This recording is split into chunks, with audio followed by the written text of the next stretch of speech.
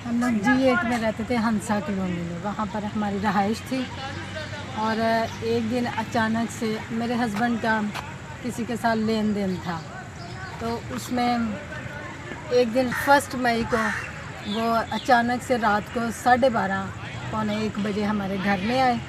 काफ़ी लोग थे, उसमें 4-5 लोग थे, जिसमें फ़ारूक हैदर था और एहतशाम था और शफीक महर था, जो ये सब लोग जो हमें रात के 12:30 पौने 1 बजे उठा कर ले गए थे।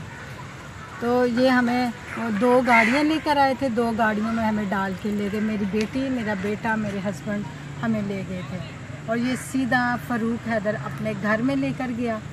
वहाँ पर उसने हमें 3-4 घंटे रखा और वहाँ पर टॉर्चर किया। मेरे हस्बैंड को थप्पड़ भी मारे और इन लोगों ने गन पॉइंट पर इनको टॉर्चर भी किया। तो उसके बाद फिर ये मिल में ले गए, जो पसरूर रोड पे वंडोला सिंधवा में राइस मिल है, जो कि फ़ारूक हैदर की जो साला है, उसका नाम ज़ाहिर इकबाल है, उसकी मिल में ले गए। वहाँ पर हमें 3 महीने वहाँ पर रखा है इन लोगों ने। मिल में छोड़ के तो 15-20 दिन के लिए वो उम्रे में चला गया। उसके बाद वापस आया और वहाँ पे इसका एक मुँह बोला भाई है एहसानुल्लाह भट्ट, वो हमें मिल से लेके आया और फ़ारूक हैदर के घर में रखा। इसकी वीडियो रिकॉर्डिंग मौजूद है। हाँ जी, उसकी वीडियो रिकॉर्डिंग जो है ना वो भी मौजूद है।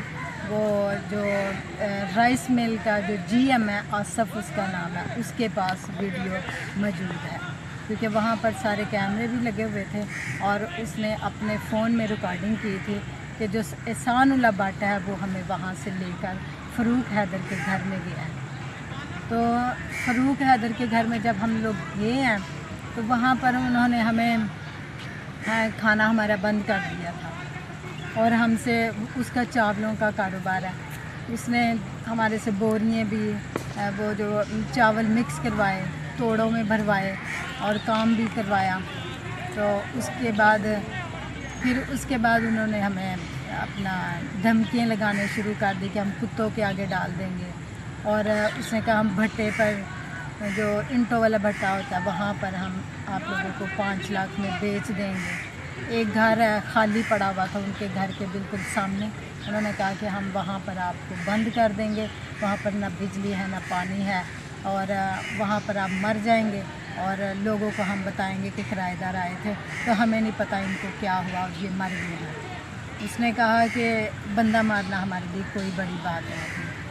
तो उसके बाद फिर मेरे हस्बैंड जो है, उससे जब इसको लेकर गए हैं वहाँ पर, भेजा कि जाओ इस्लामाबाद में और जाके पैसे इकट्ठे करो और हमें पैसे दो, तो उन्होंने खाली स्टाम्प जो है उस पर अंगूठे लगवाए और धमकियाँ लगाई और कहा कि आप लोगों के ऊपर हमने FIR कटवा दिया, झूठे इल्ज़ाम लगाए हैं, जेवर चोरी के हमारे ऊपर इल्ज़ाम लगाया है।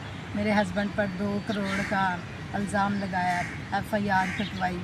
और अब ये नहीं पता कि उन्होंने कटवाई, लेकिन उन्होंने कहा है कि हमने कटवाई है आपको। इस तरह के उन्होंने हमारे ऊपर इल्ज़ाम लगाए हैं। और मैं आपसे सॉरी पूछना चाहूँगा कि जब वो आप लोग जब हंसा कॉलोनी में मौजूद थे तो किस तरीके से अगवा करके ले गए? आपके इर्द गिर्द तो आबादी है, इधर माहौल है, 15 पे आप कॉल कर सकते थे, तो क्यों ऐसा नहीं हुआ? जब जैसे ही वो आए ना, उनके साथ 2 औरतें थी, उन्होंने दरवाज़ा नॉक किया, तो हम लोगों ने सोचा क्योंकि मोहल्ले में कोई औरत होगी, तो उसने दरवाज़ा नॉक किया। जैसे ही हमने दरवाज़ा खोला तो वो सारे एकदम से अंदर घुस गया। 4-5 थे, काफ़ी ज़्यादा थे, लेकिन 4-5 एकदम से अंदर घुस गए हैं और उन्होंने आते ही सबसे पहले हमारे हाथ से फ़ोन खींचा, हमें मौका ही नहीं दिया कि हम लोग 15 पे फ़ोन कर सकें। क्या वो हथियार के साथ थे या सादे खाली आए थे? नहीं, पिस्टल थी उनके पास। जब आपको लेके गए हैं तो आप आराम से साथ चले गए, आपने शोर शराबा नहीं किया, मोहल्ले वालों को नहीं मोहल्ले बताया? वाले बाहर निकले हैं, मोहल्ले वाले सारे इकट्ठे रहे, किसी ने भी कुछ नहीं कहा। वो क्योंकि जब हमें लेकर गए सारे हमारे इर्द गिर्द जमा हो गए थे और हमने अमन को कोशिश की थी कि बाहर निकले और किसी को बताया, इसको उन्होंने पकड़ लिया। फिर उन्होंने अमन को पकड़ लिया था और हमें सबको ना ऐसे इर्द गिर्द हमारे अभी जमा हो आपकी गए। बेटी किस जगह पे है? अभी गुजरांवाला में हमें तो लास्ट तक हमने गुजरांवाला से आप उधर से कैसे भाग के आए हैं? मैं अपनी जी जी, आप बताएं। मैं हो गया था, मैं इधर से गया इस्लामाबाद से। उसने मुझे फरूक हैदर ने बोला कि तू आ जा, पैसों की कोई नहीं, तू थोड़े थोड़े करके हमें दे दे, तो हम तुझे कुछ नहीं कहते, तेरे बच्चे मेरे पास महफूज हैं। तो मुझे उसने बातों में लगाया, पहले तू आएगा तो वज़ीराबाद उतर, तो वज़ीराबाद में कार्डियोलॉजी हॉस्पिटल है जी, मैं दिल का मरीज़ हूँ, मेरे 2 वाल बंद हैं।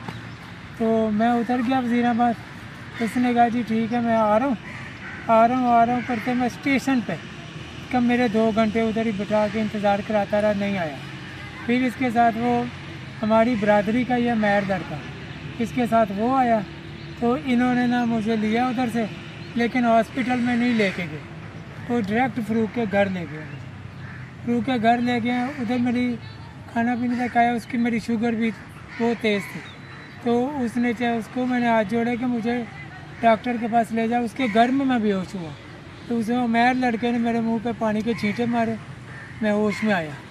फरूक को कहते हुए उसने फ़ोन भी किया कि इसको ना, इसकी तबीयत नहीं ठीक, उसने कहा देख लेते हैं, वो नहीं आया। फिर उसने दोबारा से फ़ोन किया कि इसकी तबीयत ख़राब है। उसने कहा इसका फ़ोन इसको पकड़ा, क्योंकि मेरा फ़ोन उन्होंने फिर दोबारा से लेके अपनी गाड़ी के डैशबोर्ड में रख दिया हुआ था। फिर उस लड़के ने फ़ोन लेके तो मुझे दिया, उसने फरूक ने उसको कहा कि हमारे घर से ये बाहर ले जाओ, इसको बाहर सड़क पे जाके 1122 वालों को फ़ोन करे, ये अपने नंबर से करे, हमारे नंबर से नहीं करवाना।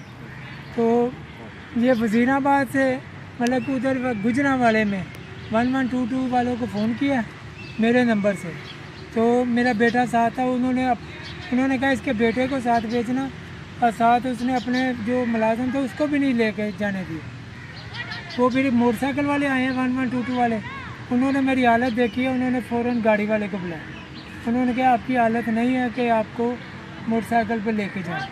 फिर 1122 वाले आए हैं, उतनी देर में मोहल्ले के काफ़ी लोग इकट्ठे हो गए, वो देख रहे थे कि मेरी हालत मैं बिल्कुल ही ना ख़त्म होने के करीब था।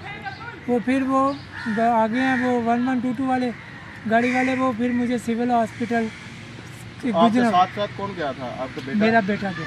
तो फिर कैसे आप उधर से भागे? आपकी मिसेज साथ है? मेरी मिसेज साथ नहीं गई, ये फरूक आने ही नहीं था दे रहा। जब फिर मैं हॉस्पिटल में पहुंच गया, हॉस्पिटल में पहुंच गया, वो डॉक्टर थी लेडीज़, उसने मुझे पहले बोला कि आपके साथ कौन है? मैंने कहा जी मेरे साथ मेरा बेटा है। उसने कहा कोई इसकी माँ किधर है? लेडीज़ किधर है, मतलब इसकी माँ किधर है? मैंने कहा जी वो अभी आ जाती है। वो बहुत कोई ना गुस्से वाली, उसने कहा इसकी माँ को बुलाओ। फिर वो जो लड़का फरूक ने बाद में भेजा ना, उसको फरूक को फ़ोन किया, इसने मेरी बेटी को फिर भी मेरे पास नहीं आने दिया। तो जब आप हॉस्पिटल में पहुंचे, आप उस वक्त भी 15 कर सकते थे, पुलिस को इत्तला कर सकते थे? सर हमारे पास फ़ोन नहीं था, फ़ोन तो उन्होंने वापस ले लिया ना। सिम में भी उसके पास है, सिम में भी मेरी 2 सिम है उसके पास। फिर उधर से आप कैसे भागे हैं? फिर आपको बता रहा हूँ। तो वो फिर उसने जब फरूक को बताया, फिर उन्होंने इसको बुलाया, ये सिर्फ ये बेटी को नहीं आने दिया। फिर भी मैंने इसको बोला था कि मेरी बेटी को भी साथ ले जाने दो, उसने कहा नहीं इसको इधर ही रहने दो और आप चले जाओ। तो फिर वो आई है ये वाली, फिर इसको डॉक्टर ने बोला कि मेरे बिल्कुल सांस ही नहीं था चल रहा। फिर उधर डॉक्टर ने वो मेडिकल रिपोर्ट मेरे पास मौजूद है, उस डॉक्टर ने उसके ऊपर वज़ीराबाद रेफ़र किया मुझे, और मेरे वाल चेंज करने का उसने सब कुछ लिखा कि इसको अभी वज़ीराबाद में लेके जाओ, वज़ीराबाद कार्डियोलॉजी में। फिर वो लड़के ने इसको फरूक को फ़ोन किया, फिर वो लड़का भी हमें उधर ही तीनों को हॉस्पिटल में छोड़ के ना फिर चला गया। फिर फरूक कम अज़ कम नहीं तो 2-2.5 घंटे बाद वापस उधर आया। फिर उसने मेरी बेटी से मेरी मुलाकात कराई है 5 मिनट के लिए, तो रो रही थी, मुझे बहुत, एक ही मेरी बेटी है, वो रो रही थी। फिर उधर से फरूक अपनी गाड़ी में हमें वज़ीराबाद छोड़ के, साथ वो इंसानुल्लाह बट छोड़ के, तो वो कार्डियोलॉजी के उधर अंदर हमें छोड़ के, तो फिर 10-15 मिनट बाद जब हम अंदर चले गए, हमने अपने वो कागज़ जमा कराए हैं वो चेकअप के लिए, तो ये दोनों इंसानुल्लाह बट और ये चले गए। उसके बाद आज इतने दिन हो गए हैं, फिर इनका हमारे साथ कोई रास्ता नहीं। फिर हमने सोचा कि हम लोग ना ऐसे तो यहाँ मर से जाएंगे चले ना। जाते हैं, क्योंकि अब बेटी तो उधर है, तो हम लोग चले बाहर आ गए तो हम लोग निकल जाते हैं और बेटी को बाद में जाके कुछ छुड़वा जी। लेंगे। हम लोग किसी से अपील कर लेंगे कि हमारी बेटी वहाँ से छुड़वाओ।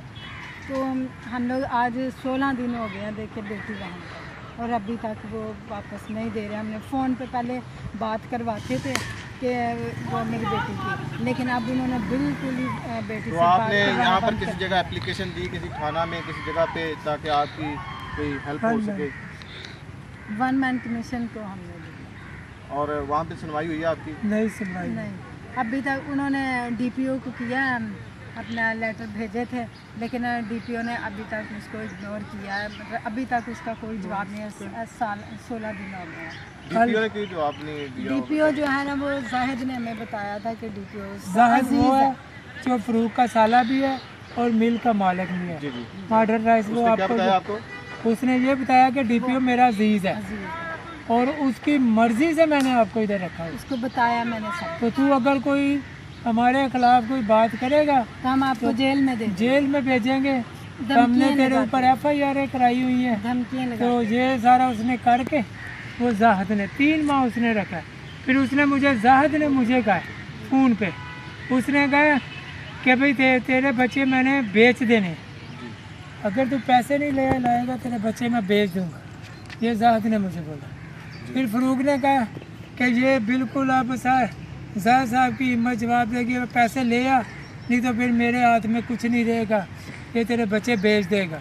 और फरूक ने कहा कि हमें आप चारों पर कफन डाल दें, इस तरह की धमकियाँ लगा रहा था। तो यह है कि हम मजबूर है सर, हमारा गरीब लोग हैं, हमारे पास खाने के लिए भी कुछ नहीं, हमारे भी पास है, रिहाइश भी कोई नहीं रिहाइश भी है। नहीं। आप हमारी वेरिफिकेशन करा लो, कहीं हमारे पास कोई किराए के रह लिए रेंट नहीं है कि हम किराए पे रह सकते। तो अभी आप किसके पास रह रहे हैं? हम किसी चर्च वाला है उनके पास रह रहे हैं, वो भी मेंबर था पास्टर साहब का, तो उन्होंने कहा तो उसने हमें 2-4 दिन के लिए रखा है। जी जी। अभी हमें नहीं पता कि कल हमारे साथ क्या होना है क्या नहीं होना। कल हमने कहाँ पर रहना है, हमारे पास घर नहीं है। जी, मेरी हुकूमत वक्त से, वज़ीर आज़म मियाँ शहबाज शरीफ साहब से, इंटीरियर मिनिस्टर मोहसिन नकवी साहब से, प्रेसिडेंट जरदारी साहब से और ह्यूमन राइट की तंजीमों से और अदलिया से दरख्वास्त है कि आप इस फैमिली की हेल्प करें और कानूनी कार्रवाई करके इनकी बच्ची को वहाँ से बाजियाब कराया जाए, और जो भी मुजरमान हैं उनको पाकिस्तान के कानून के मुताबिक सज़ा दी जाए। पैसे शुक्रिया। में